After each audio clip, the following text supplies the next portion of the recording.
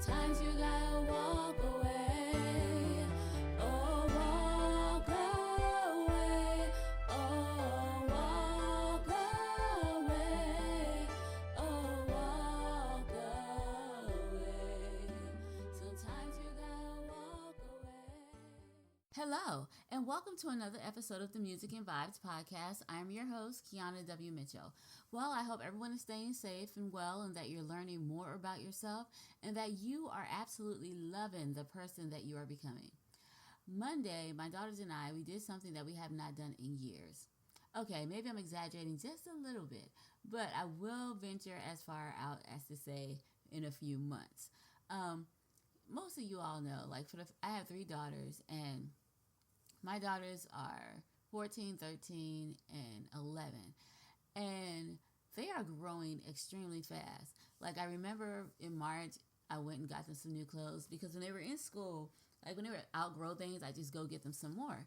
And so in March, they pretty much outgrew all their clothes. I had to go get them some more. And so they were good. And right now we're in September, and they've outgrown their clothes again. But I didn't really notice it because, when you're quarantining, you're in the house most of the time, you're just wearing like house clothes. And what I would consider house clothes is just like either old t-shirts, clothes that have like stains on them, but that you absolutely love and you refuse to throw away, like stuff like that.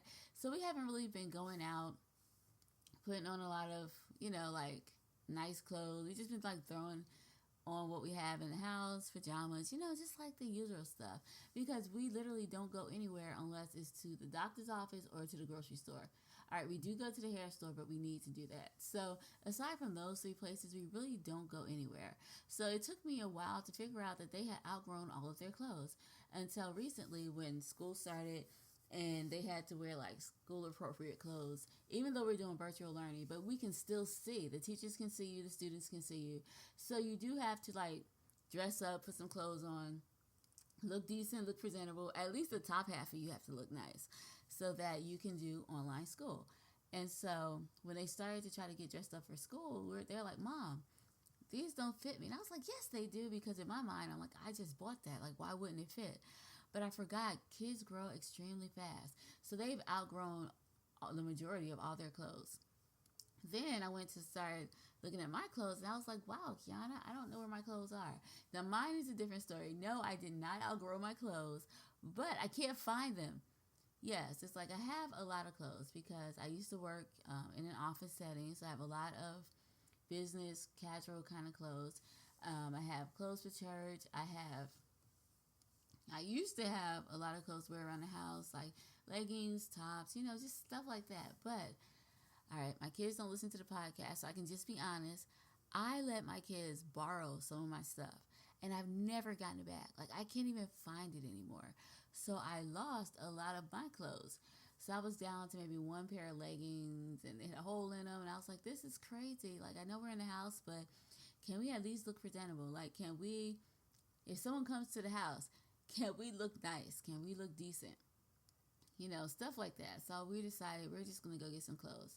So we said we were going to do it on Sunday, and we did go out Sunday and try to get some things done. However, we weren't very successful because my husband got called into work at the last minute. So we weren't able to pick out all the stuff we wanted to pick out, or even pick up all the things we wanted to pick up. We were able to get maybe a couple of things. So we said, okay, we'll just get a couple of things, and we'll go back out on Monday. So we did that, and that's a great thing about virtual school, because we could go back out on Monday and they wouldn't have to miss a school day, because as long as the work is in before 11:59 p.m., you're good. So that's what we did. So Monday, we went to the store.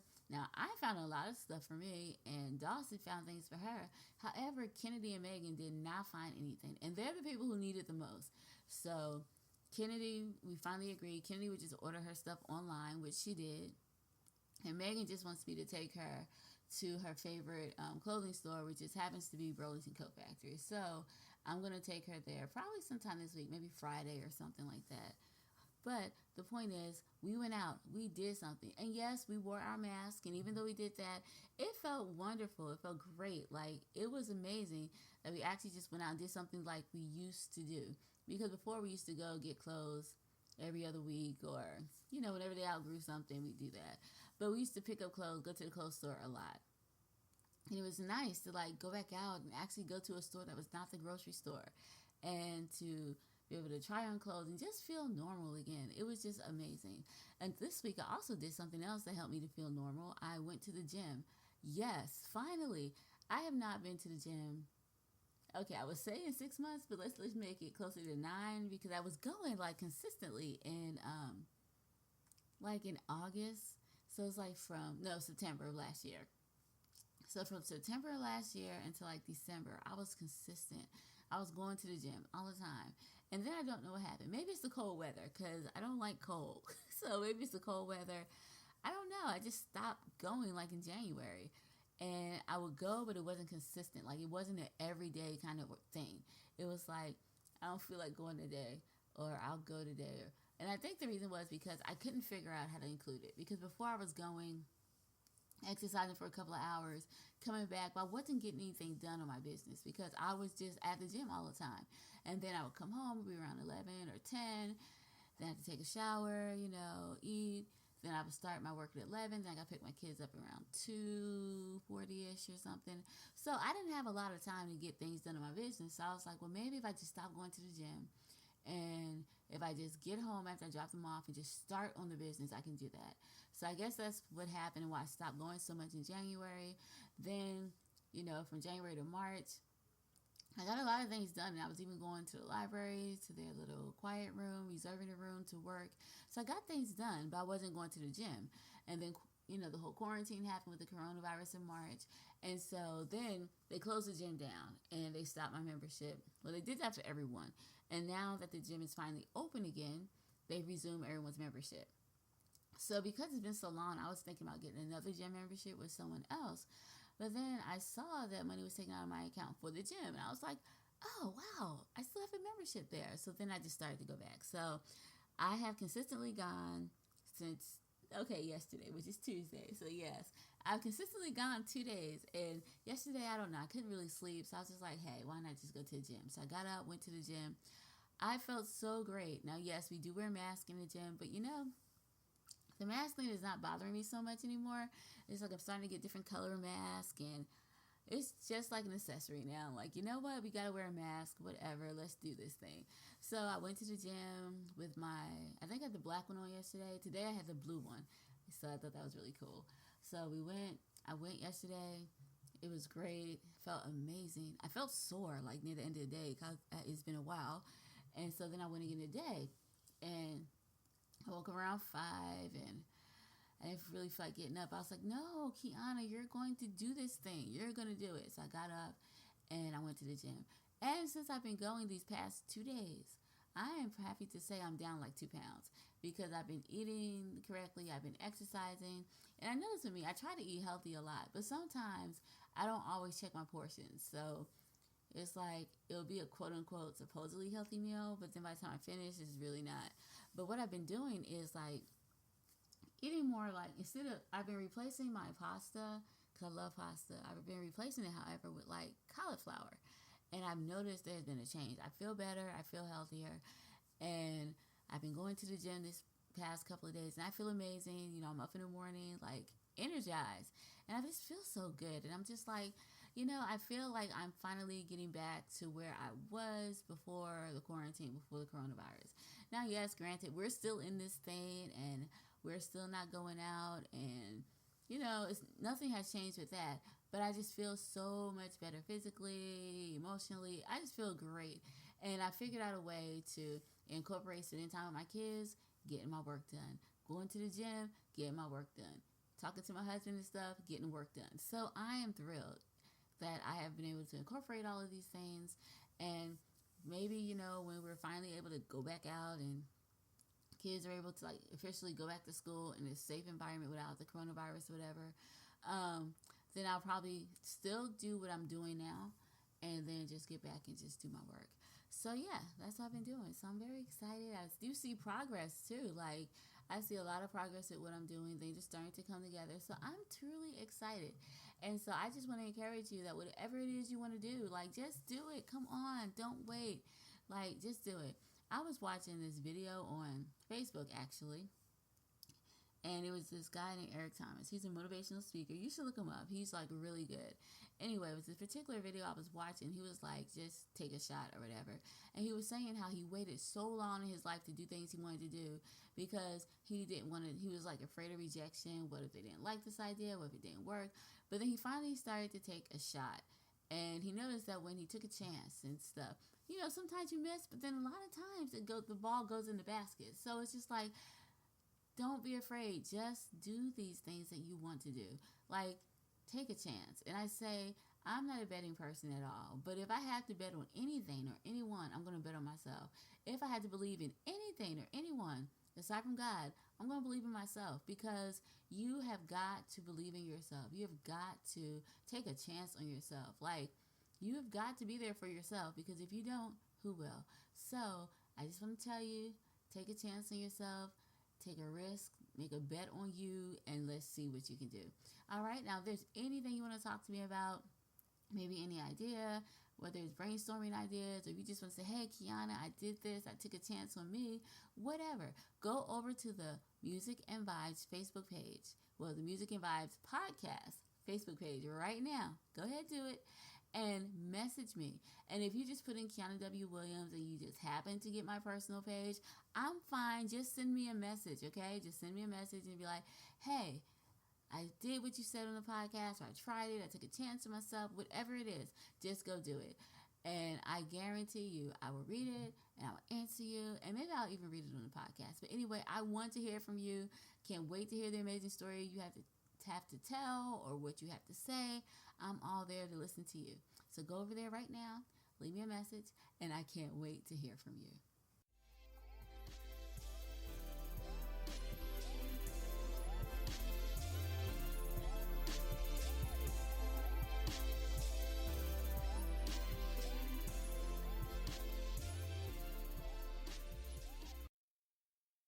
Today on the podcast, I would like to talk about unrealistic expectations and what do you expect from your relationship.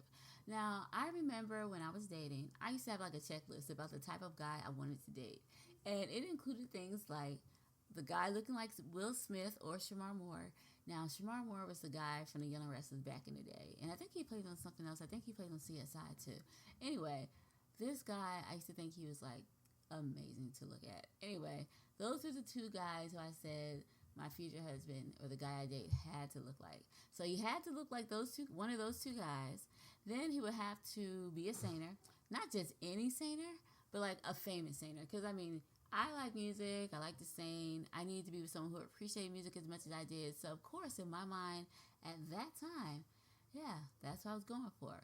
He would have to live, breathe, and think all things Kiana. So his life would have to like literally revolve around me. Like if Kiana didn't like it, you can't like it. Kiana wasn't going to do it, you're not going to do it. So that's how it was. Oh yeah, wait, I also forgot he would have to be rich, have tons of money that he wanted to spend on one person in particular. You know who? Yeah, that's right, me. Okay, stop laughing. It's not funny because I know it sounds utterly ridiculous. But that is where my mind was during my dating years. Needless to say, it should not surprise you that I did not get married or even date anyone seriously until I got rid of all my unrealistic expectations.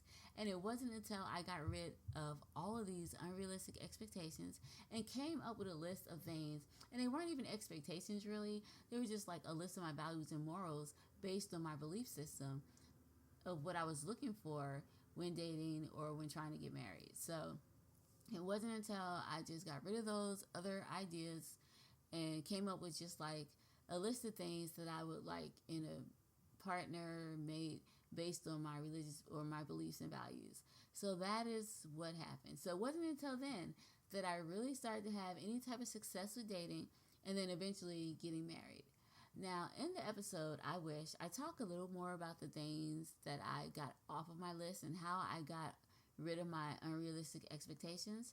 So when you have a chance, go back and listen to that episode, because today I'm not going to spend a lot of time talking about how to get rid of these unrealistic expectations, but I'm going to be focusing more on recognizing unrealistic expectations, because I always say that you cannot fix a problem that you don't know you have. Like if you don't know you're sick, you're not going to go to the doctor. If you don't know you can't see, then you won't try to get that checked out. If you don't know you have a problem, then you're not going to work on it. So today we are going to recognize that we may have a problem. You may not, but you might. And we are going to work on that problem. Now, this episode, I would say, is primarily for people who are dating or wanting to date, or even if you're married, it can be helpful because you can realize you can still have unrealistic expectations and be married. So this is not just for any one particular group of people.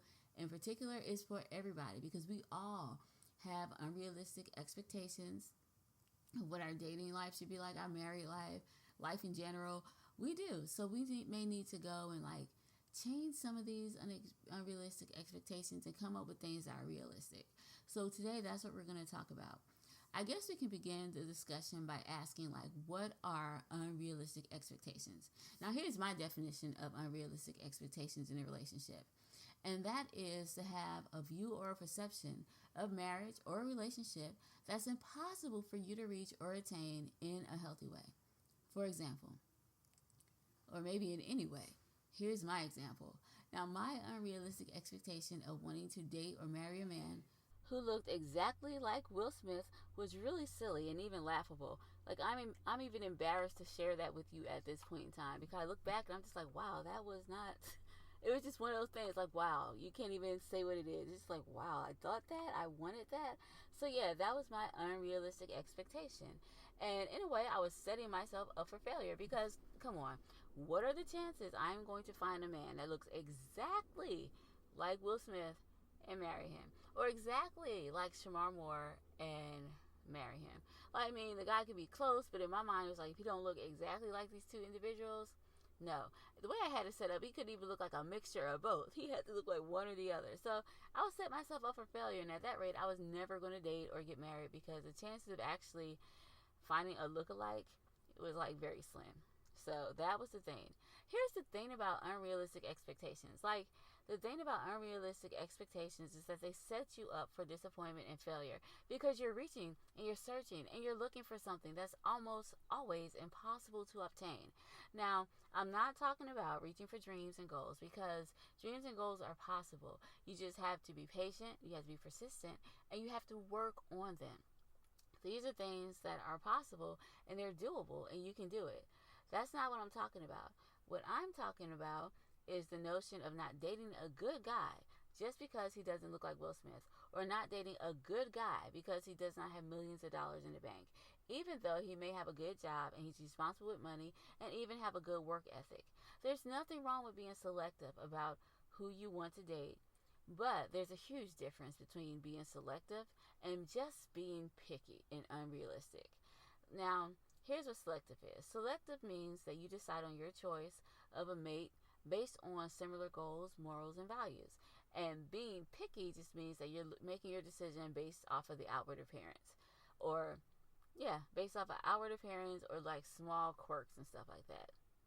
A good way to remember the difference between being selective and picky is that being selective is looking more on the internal good qualities that a person may have. They may be kind, they may be loving, they may be caring, compassionate.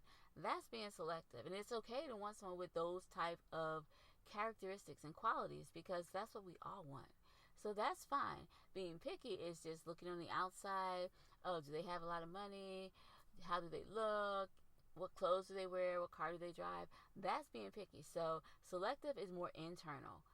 Picky is outward or external. That's the way to remember it. Selective is internal. Being picky is external.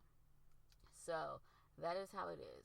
Now, I'm going to say the outward appearance is important when you originally start dating because that's the thing that initially draws you to the man or woman that you are interested in dating. But once you meet that person, don't make a decision based on looks. You have to meet them, get to know them. Know who they are. Know their heart, know their qualities, what their good qualities, their bad qualities. Get to know them, their values and their morals, and just get a better understanding of who they are as a person. And if you look at those inside qualities and not so much as how they look, of course, initially that's important, but, disregard that for a minute and look at the inside qualities because that's what is important in a relationship or in a marriage. Based on tons of research and many studies conducted on marriage, you would be surprised to find out that the thing that gives your marriage longevity is not looks or the outward appearance. It's those inside, those internal qualities. Those are the things that are going to help you be successful in a relationship and be successful in a marriage. It's been proven that if a couple is attracted to each other based on their values and morals, and not so much based on their looks or on the outside, that their marriage will be better, and that their longevity will be better, and that they'll have a better chance of staying together because they're attracted to each other. They're attracted to the person, like who you really are.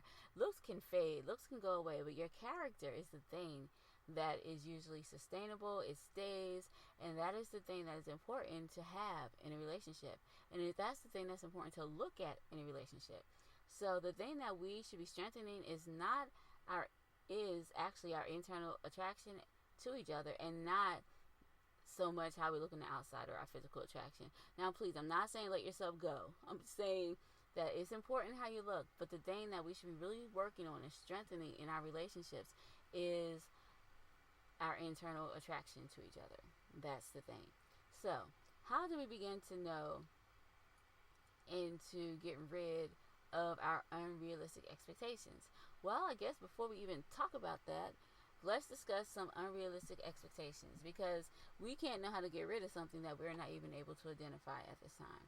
So here we go. Here are some unrealistic expectations that you can have that's holding you back in your dating relationship or in your marriage. Okay, now this is hilarious because we just talked about this one, and this is the one that I said.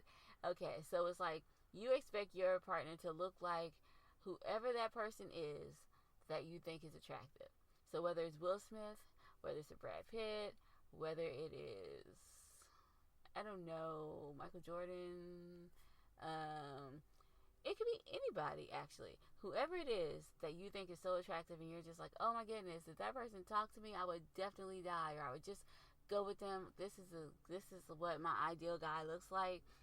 Okay, so that is what you're thinking. That is an unrealistic expectation, because you're probably not going to marry that guy or anyone that looks close to him or anyone that looks remotely close to him. That's probably not going to happen. So you can cross that off your list. And it's not going to happen because of the fact that it's just unrealistic. If especially the person's already married, there's only one of that person, and no matter how much you may like them and think they're attractive, you're probably not going to marry anybody that looks like that. So that's unrealistic. And it's just you're setting yourself up for failure, because that's just not going to happen. Another thing to remember is that looks do fade.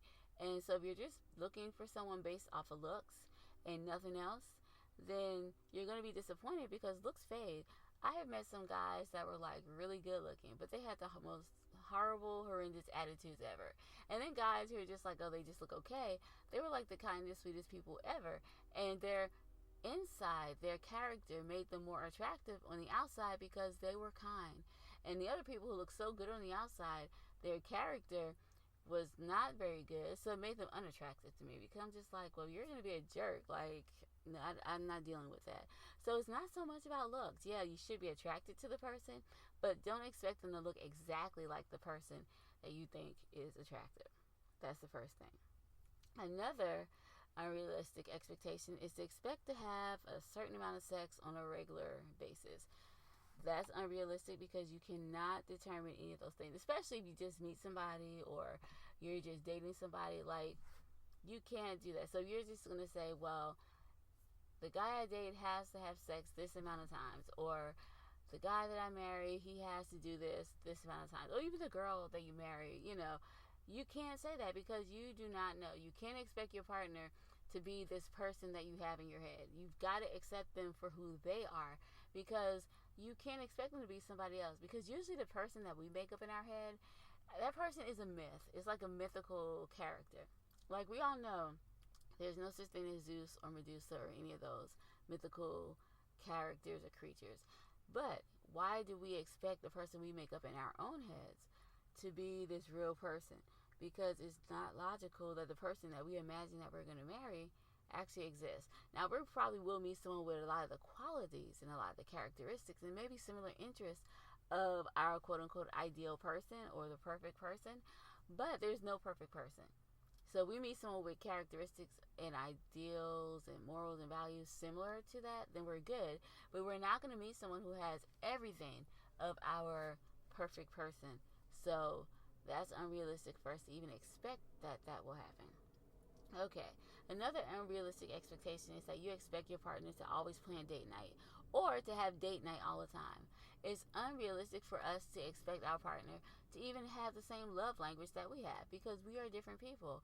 And the point is, we need to get to know each other so that we can see what their love language is and then tell each other we love them in their language. So that's also an unrealistic expectation to expect that you both are going to be so similar, have the same love language, do the same thing. They're always going to plan date night.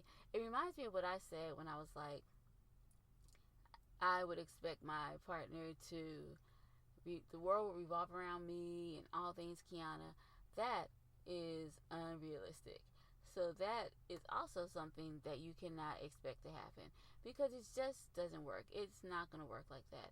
You have to allow the person to be the person that they are. So here are a list of some unrealistic expectations. You can also, I thought this. I used to think, okay, so I'm the girl, you're dating me, you got to pay for everything.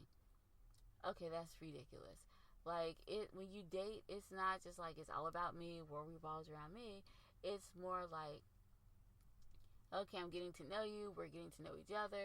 So there should be times when like the boyfriend pays or the girlfriend pays. It's like it shouldn't be all you have to pay for everything all the time. You should be working together and getting to know each other and building a friendship and a relationship. And you can't do that if you're just being selfish and expect the one person to put out all the time and you just be on the receiving end without actually giving anything back. That's just not realistic. So that is unrealistic. It's also unrealistic for you to think that your partner or the person that you're dating is going to spend all of their free time with you. No. Okay, it would be nice, but then, like, they have their own lives. Their world does not revolve around you. And I'm sorry to say this, but it does not. And I had to learn this myself. The world does not revolve around Kiana. Like, I'm not like the sun. Moon and stars don't go around me. And it's the same with you. The world does not revolve around you. So if you expect your partner to spend all their free time with you, and if you're mad and like, well, I can't find a good guy because all the guys I date are not going to spend all their time with me, then I have news for you. You're probably going to be single for a very long time because that is not what's going to happen. You're going to meet someone. They're going to like you. They're going to want to spend time with you. But they can't spend all their time with you because they are their individual person. And they need their time away to regroup and to refresh. So when they come back, they can give you more of the best of themselves because they've had a chance to regroup. So it is not relationships. It's not realistic for you to think that the person will spend all their free time with you. And remember this, relationships tend to prosper and get better when both people maintain a level of independence within their own individual lives. So if the guy you're dating is happy with himself and he loves his job and he's happy and he's thriving on individually, imagine what he can bring to your relationship. And guys, the same goes for girls. Like if the woman you're dating is happy and she's confident in herself and she has a career going and she is independent, then she has so much more to offer you in your relationship than someone who is like codependent on you or expect the world to revolve around them. That's not what you want. You want someone who have their own identity, their own life, so that they can give back into the relationship instead of take. So that is something that you should remember when you're thinking about dating someone or maybe getting married. Now, if you expect your partner to apologize first, let me just tell you, that may not happen. I don't know what it is. Like, we have this idea in our head, like the ideal person is always a person who's going to like apologize first and make you dinners and make up and all kind of stuff. I mean, I thought that, but like reality sets in, and here's what happens. Don't expect your spouse to or even your partner or the guy you're dating or the girl you're dating to apologize first, because that may not be what's going to happen. And if you just assume it's their responsibility to apologize to you, then you are really destroying your relationship and you're not giving it a chance, because if there's an issue or if there's a problem, you both contributed to that. Whether the person came at you and you argued and you were fighting back with them or whatever, It takes two to tango. It takes two people to argue. You can't argue by yourself. Try it. Yeah, just try it. You cannot argue by yourself. So the point is, if there's an argument, it took both of you. So you can not expect your partner, your boyfriend, your spouse to be the one to be like, I'm sorry all the time, because you contributed to this as well. So you're going to have to say you're sorry too. So there are going to be times when maybe they say sorry or you can say sorry. And listen, saying sorry doesn't mean anything. I mean, it doesn't make you less of a person if you apologize first. If anything, it makes you a bigger person because you realize your contribution to this argument or your contribution to whatever it is that you're apologizing for, to their hurt, to their pain, to whatever it is, and you are taking responsibility for your actions. That takes a big person to do that. So if you're expecting your partner or your boyfriend to apologize first, that's probably not going to happen. So you should probably not think about that. If you're not dating anyone right now, write this down. The person you're probably going to end up dating may not apologize to you first. So expect that. Expect maybe they're not going to apologize first. And so if they do not apologize first, it won't be such a big thing. Okay. Here's another one. You expect them to have no friends of the opposite sex or whatever sex they're attracted to. So for instance, if you are dating a guy, he can't have any female friends. If you're dating a girl, she can't have any male friends. Here's the thing with that. Now, this is a tricky thing, and I have like mixed feelings about it. Here's why. Because I think that when it comes to dating, and especially if you're married, you should not be telling all of your thoughts and sharing all of your emotions with someone else who is not your spouse. Because when you do that, that creates intimacy. That creates bonding. You should be doing that with your spouse, not with someone else. So yeah, I kind of like discourage and think that you probably should not be talking 4 or 5 hours on the phone with somebody who's not your girlfriend or boyfriend or a husband or wife. I kind of don't think that. However, if you do have a friend that you've been friends for a long time, there's no attraction whatsoever, and they respect your boundaries, they know that you're married or they know that you're dating, and they respect these boundaries and they respect the relationship, then it's okay to have friends of the opposite sex. It's only when these boundaries are crossed that there's a problem. And I'll probably do a podcast about this later on, about how to know the difference and when it's good and when it's problematic. But I just want to say that right now in this part, we're just going to say if you expect them not to have friends of the opposite sex, that's probably not going to happen, because they probably will have friends of the opposite sex. So let's just put that out there. But with that being said, once you guys start dating, or if you guys get married or whatever, there can be some boundaries set up and some rules and regulations for both of you, because I'm sure they're not the only person with friends of the opposite sex. You probably have friends of the opposite sex as well.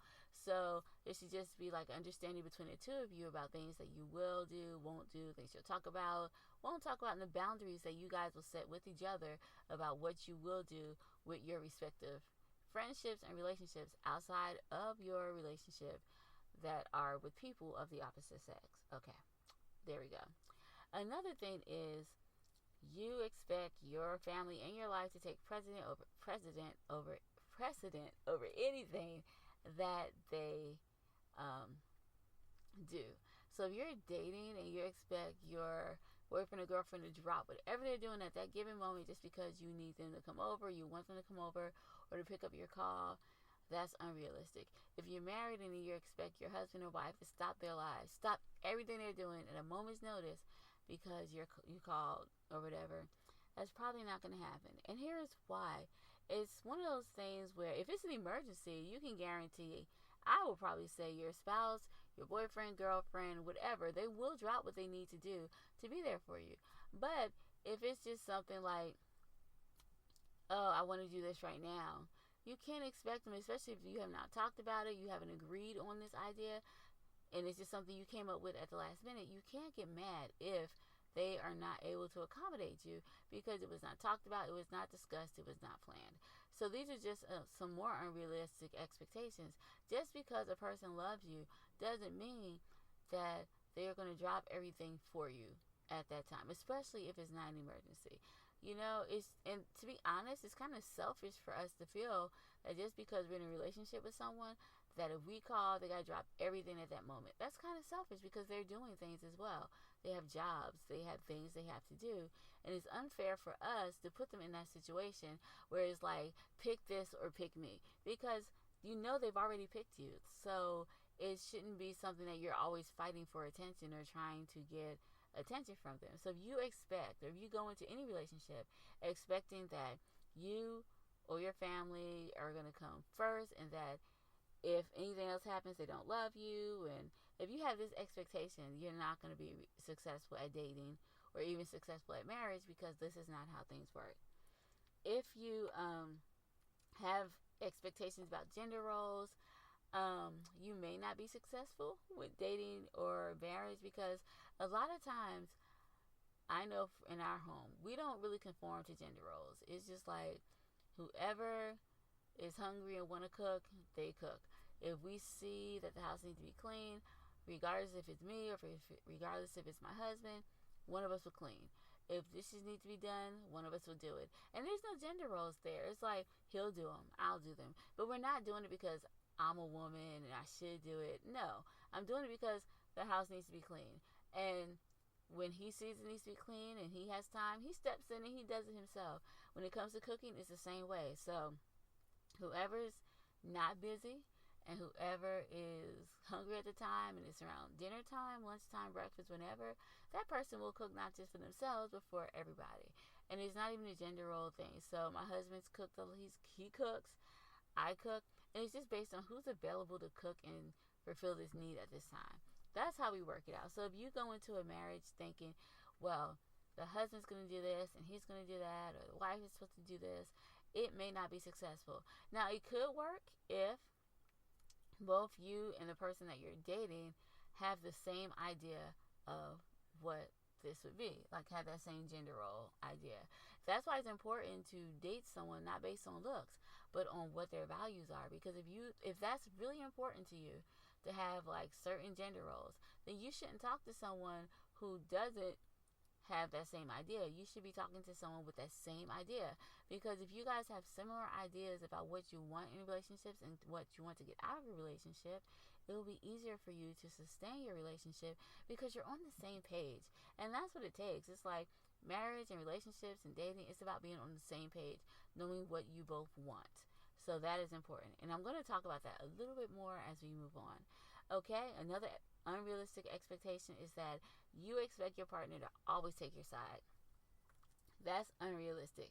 Okay, in life, that's not how it's always going to go. Believe me, I know. There have been times when, okay, in our marriage, it kind of goes something like this. Like, I don't want to classify myself as a hothead, but here's me. Okay, I'm never ever going to start anything with anybody. Like, I'm just not like that. I'm mostly laid back. I'm mostly, like calm, cool, collective. But I feel like when I'm pushed into a corner, then I'm gonna come out and I'm gonna fight. Like not really fighting, like physical. No, I'm not gonna do any of that stuff. I'm too grown for that. But I will like confront people, and I will ask questions, and I will be open and be like, and I will question you to figure out what is going on. So I'm not gonna sit back silently if I feel like I'm being mistreated. I'll say something. I'll stand up for myself, which is a better way to put it. I'll stand up for myself. And so there have been times when people have done things to me that I felt was disrespectful. So I called them out on it. And my husband was like, Kiana, like, did you have to do it like that? And I was like what? And, we talked about it or whatever. But at the time, it's like he did have my back. And then afterwards, he's like, hey, maybe you're a little too harsh about that or whatever. But the point is, like, you can't expect everyone to see things from your point of view. And if you expect your partner to always side with you, it may not happen. Like, there have been times where he agreed with me, sometimes he didn't agree with me. But the point is, we had a united front, but then we talked about it later. Now, I can't get mad if you don't agree with me, if he didn't agree with me, because we're different people. And it's not saying that this person doesn't love you. It doesn't mean they don't support you. It just means that they don't really see it from that point of view. And maybe they'll still support you and have your back, but they may not say anything. They may talk to you about it later. Whatever it is, you can't expect them to always have your back 100%, even if you're wrong. You need someone to tell you, hey, that probably was messed up. You probably shouldn't have done that. I mean, because if you don't have someone to tell you this, then what's the point? It's like the person who you're with is supposed to better you. They're supposed to help you. You're supposed to help each other become the best possible people you can. And you can't do this if you can't be honest with each other. So if you expect your partner to always take your side, then you're going to be disappointed because it's not always going to happen. And at the end of the day, I don't even know if you want that to be the case, because you need someone to be the voice of reason. If both of you are hotheads, or if both of you are the same way, you have no voice of reason. And voice of reasons are very good. They're good people to have in your life. People who are going to support you, who are going to love you, but be honest with you and tell you about, hey, you probably shouldn't have done that. Because we all need someone in our lives to be like, hey, that probably wasn't a good thing to do. You probably shouldn't have done that. So, yeah. So these are some unrealistic expectations that you may have. And if any of these are unrealistic expectations that you have, I want you to write it down and cross it off your list, because you cannot move forward with these kind of thoughts or expectations. So whatever you're doing right now, stop. Write it down. Whatever that unrealistic expectation was, write it down. Okay? Cross it off, because you can't move forward in any relationship, whether it's dating, whether it's marriage. Even if you're not in any type of relationship at this time, you're not going to find one if you have any of these unrealistic expectations. So get rid of it, okay? Now here's what you should do to move forward and to get rid of all your unrealistic expectations. Okay, here's what you need to do. For the first thing, know what's important to you in a relationship, and know what you want in a relationship. Like, some people would say things like, well, in a relationship, an ideal relationship for me would be like, we go to church together, or maybe you guys sit on the porch together, you talk, or whatever it is. Know what that thing is that's important to you. Know what a relationship would look like to you. So you may have to visualize it. Like, maybe one day you need to sit down and be like, okay, what is my ideal relationship? And anyone can do this, and regardless of where you are, whether you have a relationship, whether you're in a relationship, or whether you're married, you can do this. Like, because you can always improve. So if you're not married or in a relationship, you can sit down and you can visualize what's a good relationship for you would look like. What's your ideal relationship? What that would look like. And you can do that. If you're dating, you can visualize, okay, what do I want out of my relationship? What do I want out of this relationship? If you're married, you can say, how can I improve this relationship to get this? All of us need to know what we want in a relationship. Because if you don't know what you want in a relationship, then we come up with all kind of craziness. Like I talked about, these unrealistic expectations, because we don't know what we want. And when you don't know what you want, you grab for whatever. Here's an example. Every Christmas, my kids give me a list. And sometimes I could tell when they know what they want and when they don't know what they want. So there's been Christmases where the girls had no idea what they wanted, and I could tell because they gave me ridiculous stuff to buy them. And then the years when they knew what they wanted, it was more specific. They knew exactly what they were looking for. And what I'm saying is, it's okay to know what you're looking for in a relationship. Like, if you know that your goal in dating is you want to get married, then it's important to know that, because it will stop you from dating a whole bunch of people who may not be looking to get married, but are looking just for a good time. Now, if you're dating because you want to have a good time, it's good to know that, because then you're not going to spend so much time trying to date someone who wants to get married when you know you just want a good time. So it's good to know what you're looking for, so that you can find people who have that same idea, that same mentality, that same thinking. So you guys are on the same page. So know what you want in a relationship. The next thing is, be willing to compromise on your expectations. So an example would be, what are some things that you must have in a relationship? Like, some things, maybe I've heard people say they have to be kind, they have to be loving, understanding, compassionate. These are some things that you must have in a relationship. Okay, good. So these are your must-haves. These are your non-negotiables. These are things that you have to absolutely have in a relationship. That's good. Stick by that. So what are some things you can compromise on? Like, maybe you're a huge sports fan and you're like, well, he has to like sports and he has to like music or whatever. You may be able to compromise. He may not have to like sports. Maybe he watches it every now and then. Maybe he can have a favorite team, but maybe he doesn't have to be a fanatic like you are about sports. Or when it comes to music, maybe he just listens to music. Maybe he doesn't have to be able to sing. Yeah, that was my compromise. I was like, the person had to sing, be a famous singer, music, whatever. So my compromise is this, like, okay, he doesn't have to be a famous singer. He doesn't even have to sing. He just has to appreciate music, because I feel like that's important to me. So if you can appreciate music, then you'll understand me better. And you may have to make compromises like that on some of your expectations. Now, some expectations, like I said, the non-negotiables, keep those. The negotiables are really just things that you can work with. If the person didn't like it as much as you, or if they didn't do it at all, it wouldn't be such a deal breaker. So things that are not deal breakers, you can go and they can be your negotiables, and you can negotiate on those things with yourself, because that way you're not just saying, how can I put it, by doing this you are no longer building your perfect person. You're just saying, we nice if they have this kind of qualities, but if they don't have this, this is okay. So you're being realistic, and you're realizing that they're not going to have everything that you have on your list, or things that you think you want in a relationship. But if they have like these core values and core belief systems, then you're fine. And then some of the things that are external or personality traits or whatever, you can work on. Those things you can deal with if it's not 100% the way you think it is. So you're giving yourself a broader spectrum of people to talk to. You're like actually opening and expanding your field of play, to be honest. So you can talk to more people, get to know more people, and not just be so narrowed in and niched in until you are niching yourself out of a relationship. Another thing that's important is to get to know people for who they are. Like, don't try to change them. Sometimes we have all these preconceived notions and ideas and perceptions about what we want in this person. We've already built this person, okay? So in our mind, this is the person we're going to marry. This person exists to us in our head. And then it's frustrating and disappointing when you cannot find a person that you see in your head, because that person does not exist. So get to know people for who they are, and don't try to change them. You will find a lot of fun people and interesting people if you just get to know them and accept them for who they are without trying to change them into the person who you quote unquote think is perfect for you and you want to marry. So accept people for who they are.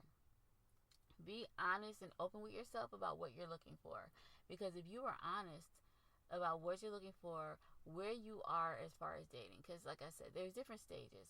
Like, some people want to date just because they want to have fun, they want to have a good time, they want to meet exciting people. Some people are just dating and not thinking about marriage. Other people are dating with marriage in mind. But if you know where you are and in what stage you're at, then you know where to look, how to look, and what types of people you want to date, because you don't want to break someone's heart by dating someone who wants to be married, but you don't right now. So it's better to date someone who's in the same stage of dating that you're in. And if you're honest with yourself and open with yourself about what you're looking for, it'll be easier for you to navigate through the dating scene. Another thing is just be realistic. Know that this ideal person in your head does not exist. You're probably never going to meet him or her, but that you'll meet someone with similar qualities. And here's what I tell everyone, because I know I've heard this before, like, people will make you think that this one ideal person for you, and if you miss that guy, you just not going to get married, or you just miss Mr. Right forever and it's not going to come again. Let me just relieve you and just give you some peace of mind. There is no such thing as Mr. Right. Okay? There's no such thing as your knight in shining armor. It is just not. And there's also more than one person in this world who you could be compatible with and could have a good relationship with, or could have a good marriage with. So it's not like you're looking for that one elusive person that's meant just for you. There's a lot of people out there who could be compatible with you with different qualities and things. There are a lot of people out there who's compatible with you. But the person, whoever you choose or whoever you decide, is just one of many. So don't think that there's only one person out there for you. No, there's a lot of people out there for you. And the person that you would probably date or marry will be one of many people that you're compatible with. So don't feel like, oh, I missed my chance, that was the only person. No, it was not. not the only person. There's lots of people out there, and so if you miss one, it doesn't mean that you're going to be single forever. It just means that, okay, miss that one person, but there's someone else out there who's compatible with me as well. And just make sure you pay attention this time and, you know, date that person. I know sometimes when we have like a list of unrealistic expectations, we miss out on a lot of opportunities to date people who are compatible with us. So if you can sit here right now and recognize that you've done this, don't fret, no worries, you're going to be good. Just recognize, okay, my expectations were a little unrealistic or a lot unrealistic, and moving forward, reining this thing in, I'm going to be realistic and just go through it and just be realistic. Come up with your negotiables and your non-negotiables, and remember to look internal and not external so much. Another thing is get rid of the list. Yep, if you have a list, take it right now, crumble it up, throw it in the trash. If you have a list on your phone, erase it. If you mentally have a list, get rid of it, because you don't need a list. Instead, just focus on the internal. Focus on morals.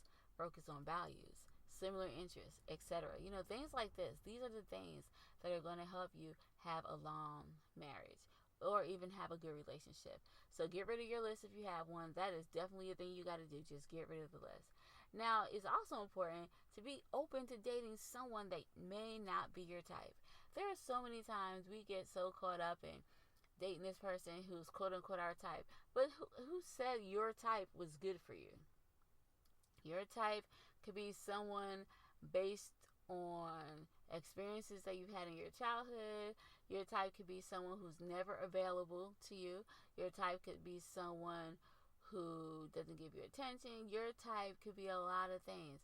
But your type may not be the person that is suitable for relationships or a marriage. And you have to accept that. So I would suggest that be open to dating someone who may not be your type. Be open to dating other people that you normally wouldn't date, because those are the people who might surprise you, Like, give the underdogs a chance. They may surprise you and be the person who have the core values and belief systems that you have and will actually be a compatible partner for you. One thing I can say is, like, sometimes we just get so caught up in, oh, he's not our type, she's not our type. But you don't know that because you haven't given them a chance. And usually our type is how people look.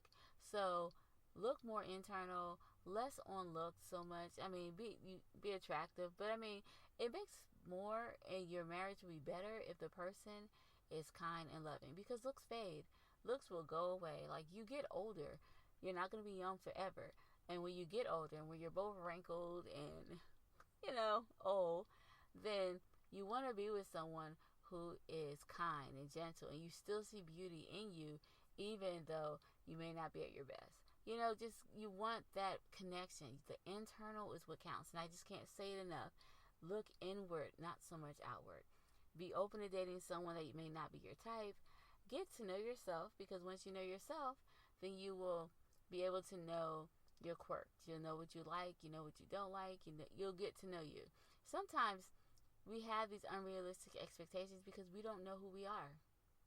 And when you don't know who you are, it's hard to try to decide what type of person would be compatible for you, because you don't know you.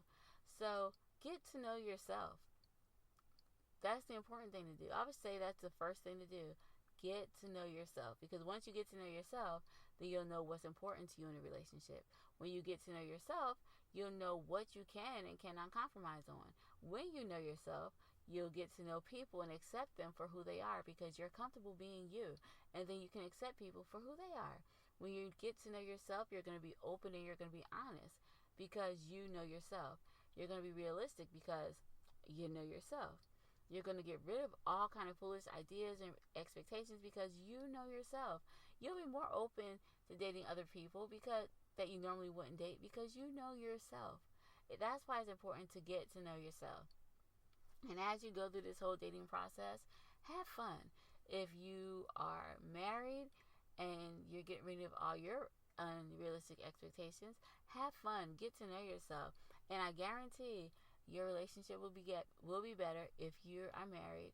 And I do plan eventually to do a podcast episode on unrealistic expectations in marriage. So just wait for that. But anytime you have unrealistic expectations, the best thing is get rid of them. Accept people for who they are, get to know yourself, and have fun, because dating should be fun. Being in a relationship should be fun. It shouldn't always be like so intense all the time. It should be like fun. So have fun. The song that we're going to listen to today is about a woman in a relationship, and the song is called Rock in the Water. And it's about a woman who's dating a man who is in love with his expectations more than he is in love with her. So here's the song, Rock in the Water. All alone by myself, wondering what to do.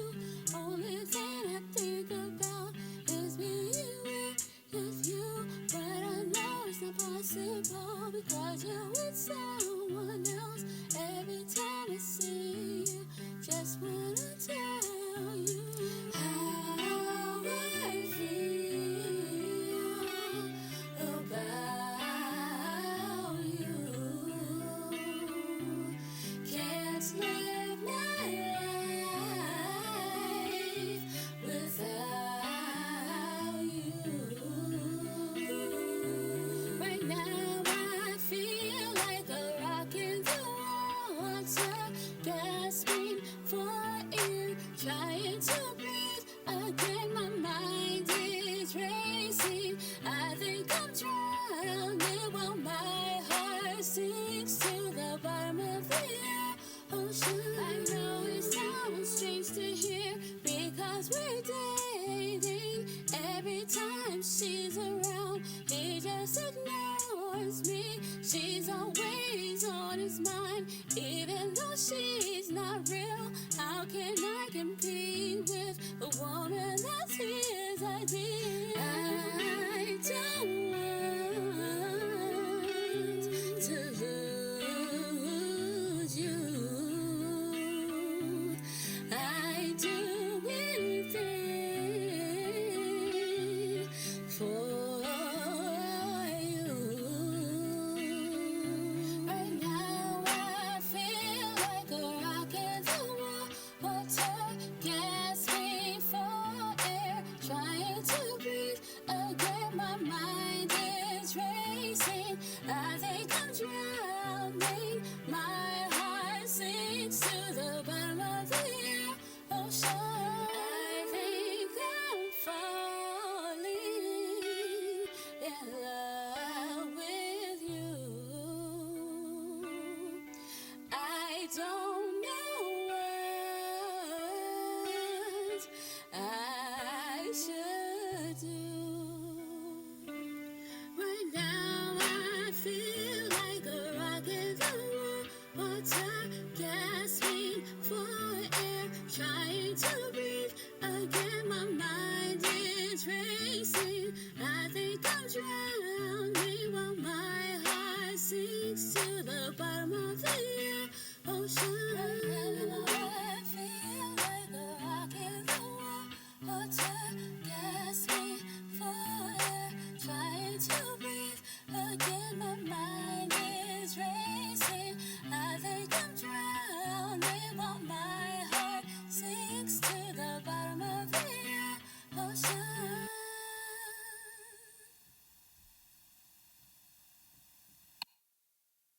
Before I end the podcast, I would like to thank our partner, BetterHelp, HELP, for working with the Music and Vibes podcast to ensure that you, the listeners, have the resources to get the counseling that you may need if you are in need of counseling.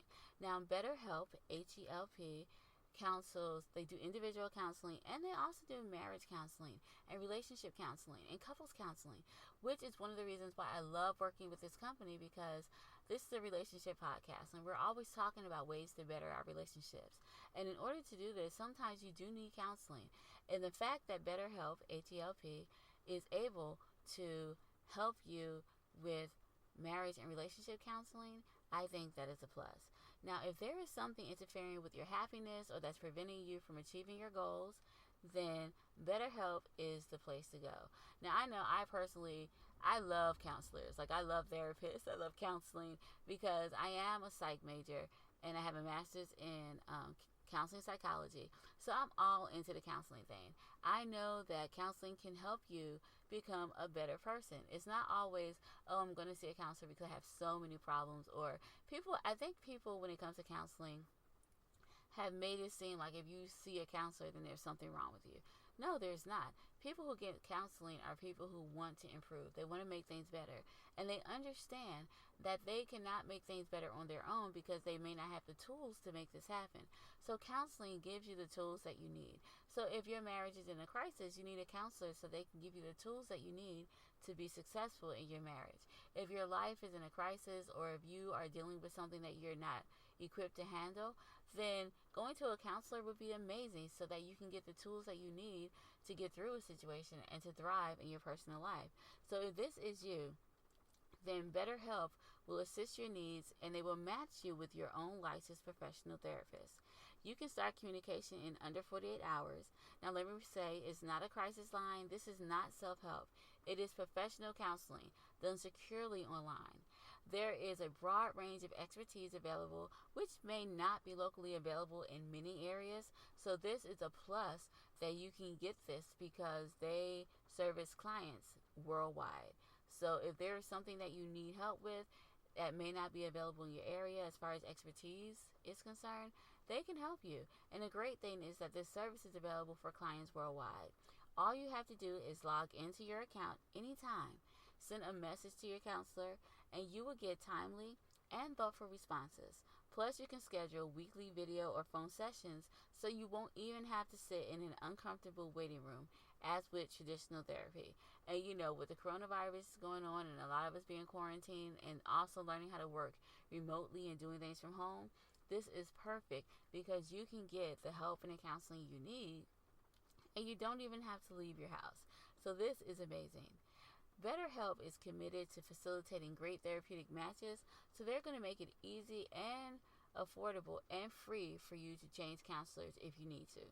Now, this counseling is more affordable than traditional offline counseling, and financial aid is available. And I just want to talk about this for a minute because I have done traditional counseling, believe me, and as good as it was, I did pay quite a bit of money for this. The rates that they have here are really good rates, and it's like it's something I feel that most people can afford. So if your excuse for not getting counseling is like, I can't afford it, well, stop. You have no excuse. BetterHelp is something that you can definitely afford. And the awesome thing about it is that they offer financial aid, which is available to help you if you can't afford it. You will have financial aid available. They're just interested in making sure that you get the help that you need. And that is what this whole podcast and this community is about. Keeping your relationships together, making sure we are good, not just as couples, but good individually, and that we're the best version of ourselves that we can be. And BetterHelp is so dedicated to helping us be the better people or the better part of ourselves that we can be, that they not only offer traditional offline counseling, but they also have financial aid, which is available. BetterHelp wants you to start living a happier life, not tomorrow, but today. So visit their website, and you can see all of their testimonials posted there. There are great things that they have done to help people, and I know that they're going to be able to help you. So here's what we're going to do. BetterHelp has given all of the Music and Vibe podcast listeners a special link that you guys can click on, and you will get 10% off your first month of counseling. Just type in the promo code, which is Music and Vibes, and you will get 10% off of your first month of counseling.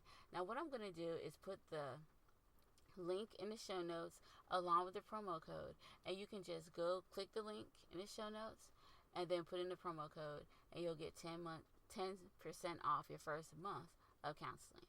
All right, well, I just want you guys to take advantage of this because this is awesome, and I feel that the Music and Vibes podcast is very lucky to have this partnership. Now, I also want to thank you guys for listening to the podcast weekly. You are amazing, and I appreciate the support and the way you listen every week to every episode. If it wasn't for you, there would be no Music and Vibes. So thank you so much for listening to the podcast. I also want to encourage you to share and subscribe. Now, I would sing a song about it, but I'm not going to do that. But please share the podcast. I know other people need to find out some of the things that they should and should not be doing in their relationship. So, if you could just do me a favor and share this episode of the podcast with 2 of your friends or family members, then you would be helping me out a lot. In addition to sharing, if you have not already subscribed to the podcast, go ahead and subscribe to the podcast so that you will be aware of all the new episodes that come out. I want to start throwing in some special things, but I can't do this if you do not subscribe, because then you'll miss all the special things I want to give you. So, share and subscribe. What did I say to do? Yes, share and subscribe. Now, if there's anything that you guys want to talk to me about later, or if you hear something on a podcast and you're just like, oh, I wish I could ask her more about it, well, you can ask me about it. You know how? You can reach me on Facebook. You can go to the Music and Vibes Facebook page and you can contact me there. You can contact me on Instagram, on our website. There are many ways to reach me. So I'm going to have in the show notes all of the ways that you can reach me so that you will be able to get in contact with me so that you can ask me any questions that you may need to ask. And finally, before I end the podcast, I just want to say I hope you guys have an amazing day. Hope you have a great week. If you need to contact me, like I said, just go to the Music and Vibes Facebook page. You can contact me there. Go to Instagram. You can find me there. And I'm also, well, I am on Twitter. I don't do Twitter a lot, so I'm just not going to say Twitter. But you can go to Facebook, Instagram, and then just go to our webpage. And they have like a contact button. You push on that and you can contact me. All right, well, I think that's all for now. And I hope you guys have an amazing day. Have a wonderful weekend. Make sure you do something fun and special. And I'll talk to you guys next week. All right, bye-bye.